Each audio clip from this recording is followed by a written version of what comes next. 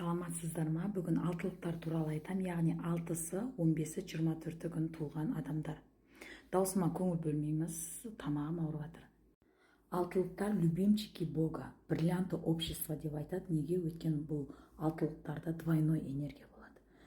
Жоғарыдан және төменнен. Екі энергия болғандықтан көп жетістіктерге жетеді, удачный болады, жол болғыштықтары бар.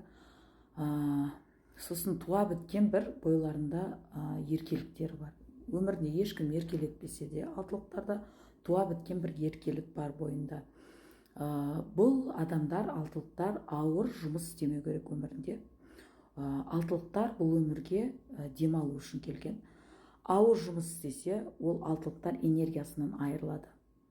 Сосын бай болғысы келсе, алтылықтар көп благодарность айту керек Творецке, яғни Аллахқа көп рахмет айту қажет. Мінездері өте ашық болады, любой ортада, любой адаммен тіл табысып кете алатын мінездері болады, общительный болады. Жар таңдауда талғамдар өте жоғары болады, сондықтан көп алтылықтар, 70% алтылықтар кеш үйленіп жатады, қыздары кеш тұрмысқа шығып жатады. Алтылықтарда внутренний интуиция жақсы дамыған.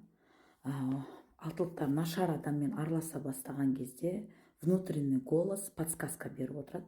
Мынау нашар адам, мынау сені алдап жүр деген сияқты. Сондықтан алтылықтармен араласқан кезде абай болыңыздар, олар барлық шындықты біліп қояды.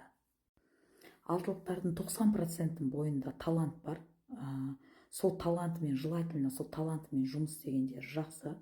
Ең биіктіктерде көрінетін цифра, өткені двойной энергия у них. Енді алтылықтарға келгенде Әсел басқаша әңгіме айтты демес үшін мен сіздерге доказательство ретінде 4 адамды дайындап қойдым. 6-сы күні туылған Нұрсұлтан Назарбаев, 15-і күні туылған Алла Пугачева, Тимати, 24-і күні туылған Димаш Құдайбергенов. Вот. Так что семьяларыңызда алтылық туылса, қуаныңыздар. Өмірлеріңізге бриллиант келді деген сөз. Талантливый ребенок родился.